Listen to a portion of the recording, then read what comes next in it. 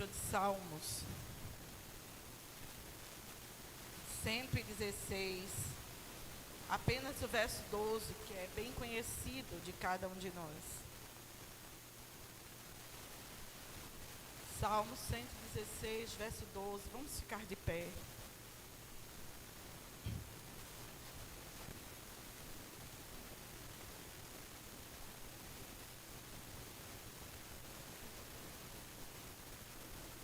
Faça a leitura silenciosa do verso 12. E vamos juntos agora ler esse versículo. Como posso retribuir ao Senhor toda a sua bondade para comigo? Querido Deus, obrigada, Senhor, pela oportunidade que temos de te cultuar. Obrigada, meu Deus, porque temos a tua palavra e podemos dispor dela, Senhor, essa palavra tão grandiosa. Obrigada, Deus, porque tu nos dás, Senhor, o entendimento pela tua misericórdia. E é sobre esse entendimento que nós te clamamos agora. Abre o nosso entendimento, Senhor. Que essa palavra encontre realmente lugar em nossa mente e em nosso coração. Que saiamos daqui, Senhor, revigorados por tua palavra, impactados, inquietos, Senhor, para que não sejamos apenas consumidores, mas sim praticantes da tua palavra. Usa-me, Senhor, neste instante. Eu te imploro por Cristo Jesus. Amém. Amém. Podeis sentar, queridos.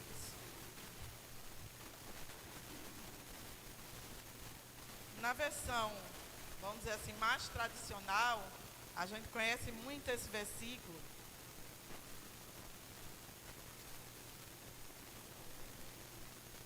Uma pergunta: que darei eu ao Senhor por todos os benefícios que me tem feito? Queridos, essa tem sido uma indagação tão esquecida.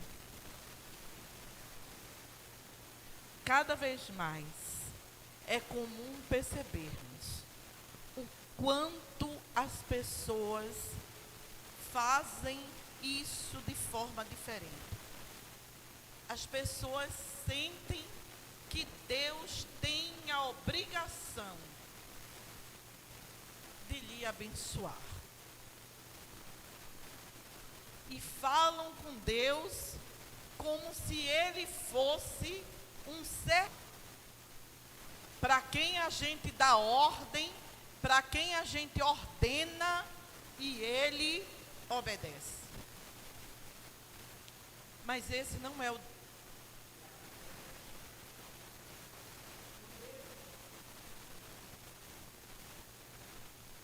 Deus que a Bíblia apresenta. É o Deus que não recebe ordens. Mas o Deus que tem uma palavra tão poderosa, que pela sua palavra, céus e terra foram criados. E ele disse: haja luz, e houve luz.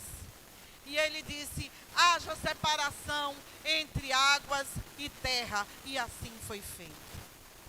Esse Deus que dá ao nada, e o nada se transforma em algo funcional.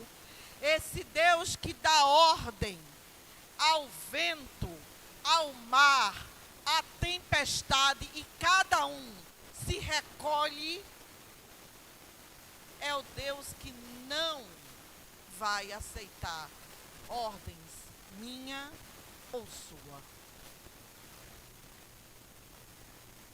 Meus irmãos, ultimamente eu tenho pensado que provavelmente seremos a geração do arrebatamento. Os sinais estão tão claros. Há um tempo atrás eu dizia isso e brincava com Tônica. Eu dizia: Tony vai casar logo, porque ele sabe que no céu nem casa, nem se deu em casamento. Então ele já vai casar, porque ele está sabendo que Jesus vai voltar, ele já vai casar. Mas, queridos, essa é uma verdade que a gente não pode mais ignorar. Vai haver um tempo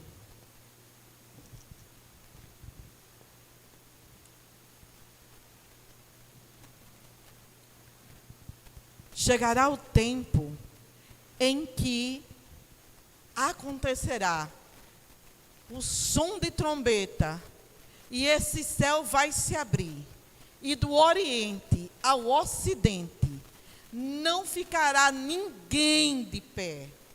Todos se prostrarão de joelhos.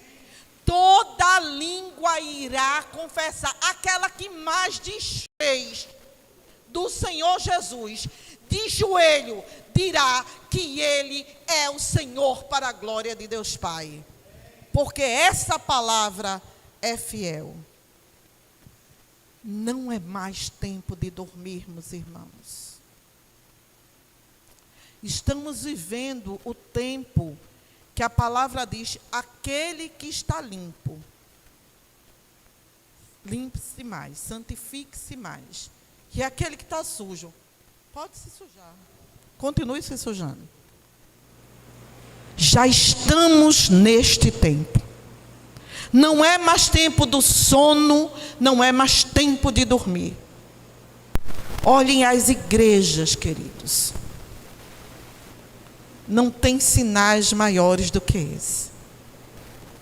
As igrejas estão esvaziadas. E as igrejas que estão entupidas, elas falam sobre tudo, menos sobre salvação, menos sobre Maranata. Ora vem, Senhor Jesus. As pessoas viraram consumidoras religiosas. Só que Deus não vai tratar com a igreja. Ele vai tratar com pessoas. Nós estávamos cantando aqui, agora somos 2 ou 3 ou mais. E o nosso coração está disposto a queimar por ti. Precisamos estar dispostos a fazer o nosso coração aquecer-se para glorificar o Senhor. O salmista diz, que darei eu ao Senhor por todos os benefícios que me tem feito. Há um tempo atrás, a gente cantava muito o hino do cantor cristão, pelo menos na minha juventude, né? Não que os cânticos que a gente canta não são lindos, eles são belíssimos, né? Mas tinha um hino do cantor cristão que era uma festa cantar aquele hino, que ele dizia assim, conta as bênçãos, conta quantas são, recebidas das divinas mãos, uma a uma, dizia de uma vez, e hás de ver surpreso quanto Deus já fez. Irmãos, se dá conta do quanto Deus já fez. É alimentar uma atitude de gratidão.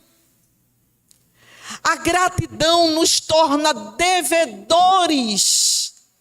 E é por isso que a palavra diz, em tudo dai graças. Quando a gente sente grato por alguém, nos ter feito algo, a gente sente devedor desse alguém. Não é verdade? Você diz assim, olha, eu posso falhar com todo mundo, mas com essa pessoa eu não posso. Por tudo que essa pessoa já fez por mim, eu não posso. Não é assim que a gente diz? Aí a gente lembra do hino que diz, uma a uma, dizes de uma vez. Hás de ver surpreso quanto Deus já fez. Em casa, a gente está sempre relembrando o que foi o final do ano passado. E a gente fica dizendo como Deus é maravilhoso. Como a gente agradece a Deus. Olhem para o lado, irmãos, olhem isso aqui. Nós temos tanto a agradecer. Você que está do outro lado. Ainda ontem, antes de ontem, selecionando umas imagens do trabalho e queria encontrar uma minha para mandar e entrei no Face do pastor, porque os irmãos sabem, tanto meu Face como o meu Instagram do artesanato, eles foram hackeados e hoje o que eu tenho não tem nada meu, porque tiraram tudo. E eu olhando aquelas imagens e eu vendo tantos amigos nossos ali que não estão mais conosco. Eu vi tanta gente que me doeu o coração. Quantos amigos nós perdemos? Quantos irmãos em Cristo nós perdemos? Estamos vivos, queridos. Vivos. E ainda assim o nosso coração não arde, não queima pelo Senhor. Precisamos parar e contar as bênçãos. A pergunta do salmista não é para o outro, é para si mesmo. A indagação dele não é para a igreja, não é para o irmão, não é para a esposa, não é para o reino. É para si. Ele diz: o que é que eu vou dar ao meu Deus por tudo que Ele me fez? O que eu vou entregar a Ele? Quando o rei Davi foi se organizar para organizar a construção do templo, ele sai, e quando ele chega numa determinada eira, acontece do dono daquele lugar, né? Sentir a honra do próprio rei chegando em suas terras. E ele pergunta o que ele pode fazer pelo rei, e o rei diz que está ali para comprar aquele campo. E ele diz: pode escolher e levar, pode ficar. Mas o rei Davi, ele diz algo que complementa essa pergunta. Ele diz: de maneira alguma, eu não darei ao meu Deus algo que não me custe nada.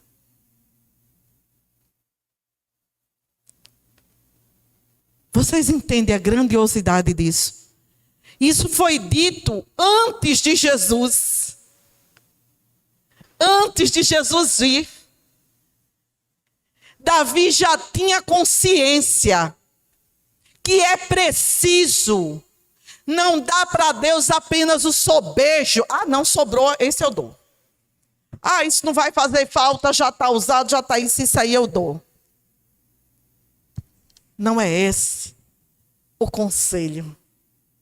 Eu não vou dar para meu Deus. Para aquele que me dá tanto, eu não vou dar algo que não me custe nada. Por que isso? Porque aquilo que não lhe custou nada não tem história, não tem vínculo, não tem raiz e não tem importância. Entende? Às vezes você tem uma coisinha pequenininha que você... Para que tu guardar isso? Ah, isso aqui tem história. Isso aqui eu ganhei. Eu tenho um brinquinho que eu ganhei quando eu fiz 15 anos. Da minha mãe do coração.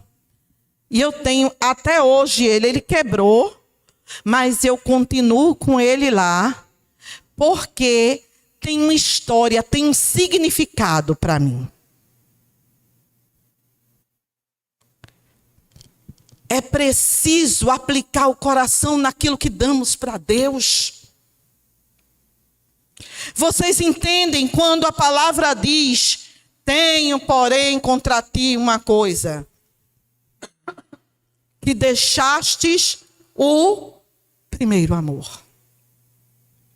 Ou o nosso coração está envolvido com ele ou não está. Ou estamos entrelaçados em seu amor, ou só estamos frequentando a igreja.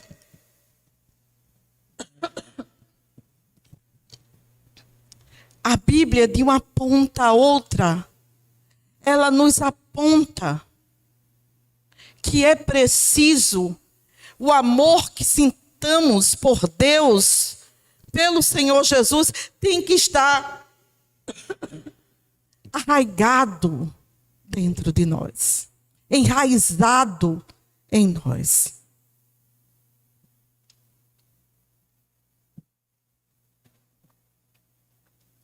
Não tem como, queridos, ter significado. Abel e Caim, lembram? Lembram? Caim e Abel. Os dois deram daquilo que sabiam fazer. E por que Deus atentou para a oferta de um e não atentou para a do outro?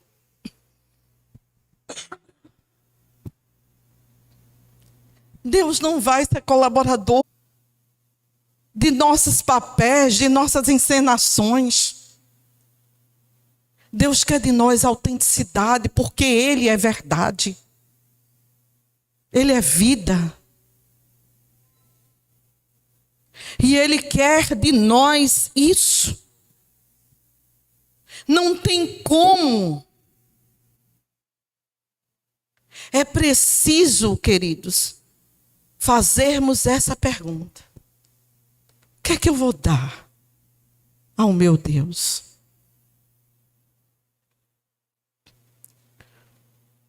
Alguns dias atrás eu estava pensando em tantas coisas que Deus me deu. Numa dos atendimentos com a minha terapeuta, ela fez uma pergunta e ela disse assim para mim: volte lá atrás, né? E lembre aquela menina no momento mais difícil da sua vida. E aí ela disse: em algum momento você imaginou que você chegaria onde você chegou? O que é que você diria para aquela menina lá? E nesse momento eu comecei a chorar. Porque nem nos maiores delírios eu podia imaginar que chegaria onde eu cheguei. Somente um Deus que é sobre todos seria capaz de escrever uma nova história para a minha vida, para a vida do meu irmão.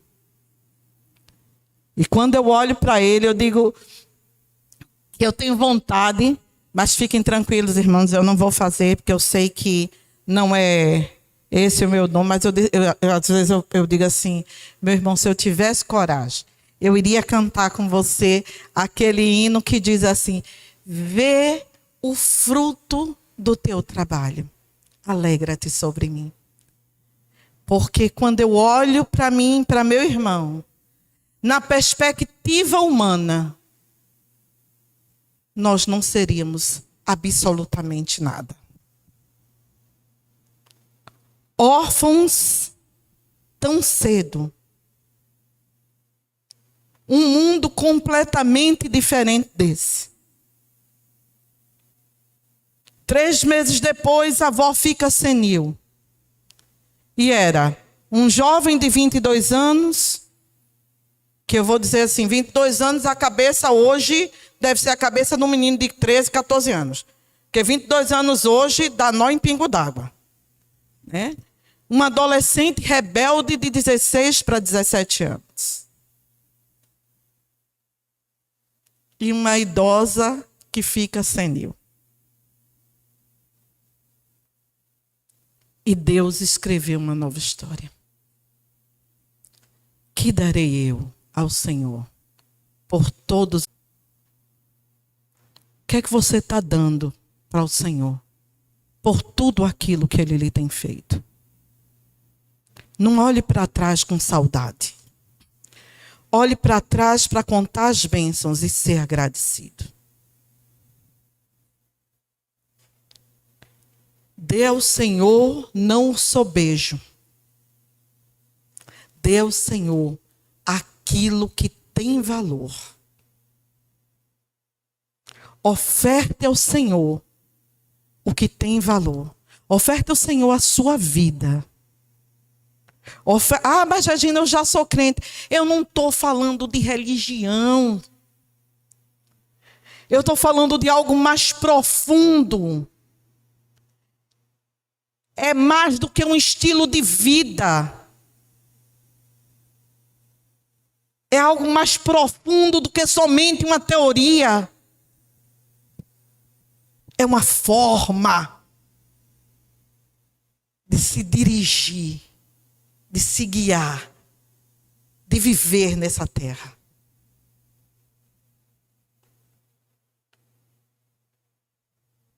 Que a resposta para você seja aquela de acordo com o que o Espírito Santo tem lhe falado. Mas lembre que não venhamos a escutar. Tenho, porém, contra ti que deixaste o primeiro amor. Para entregar a Deus algo que tenha significado, mas sem amor não adianta.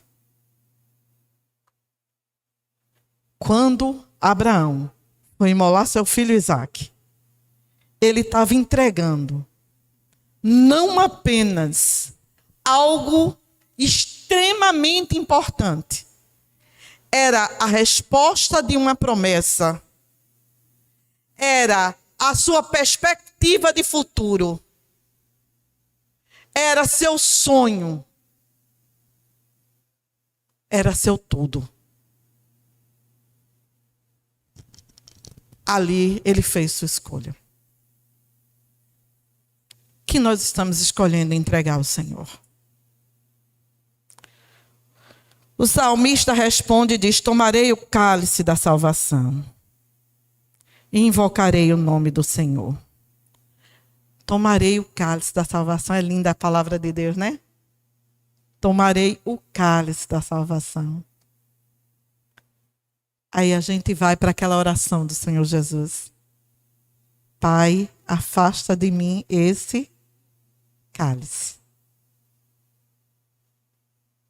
A palavra de Deus, ela não tem coincidência. Ela tem articulações inteligentes. Pagarei os meus votos ao Senhor agora, na presença de todo o seu povo. Ele respondeu de acordo com o que ele precisava. Como você vai responder essa pergunta? Como você vai responder essa pergunta? Não adianta você ir aos cultos, à missa, a reuniões. Não adianta.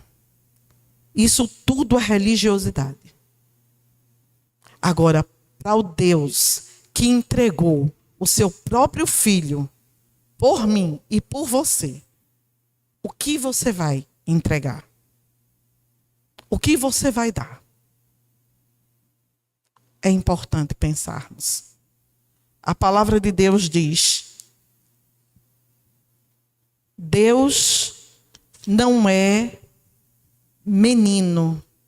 Deus não é como um homem que se ilude ou se engana conosco. Tem um hino de um grupo muito antigo chamado Prisma, que ele dizia assim: quem é o homem de quem tu te lembrarás? És manso e humilde e puro de coração. Deus, pelo ser humano, não se deixa escarnecer. Deus nos conhece por dentro. E deseja que sejamos tão verdadeiros com Ele quanto Ele o é conosco.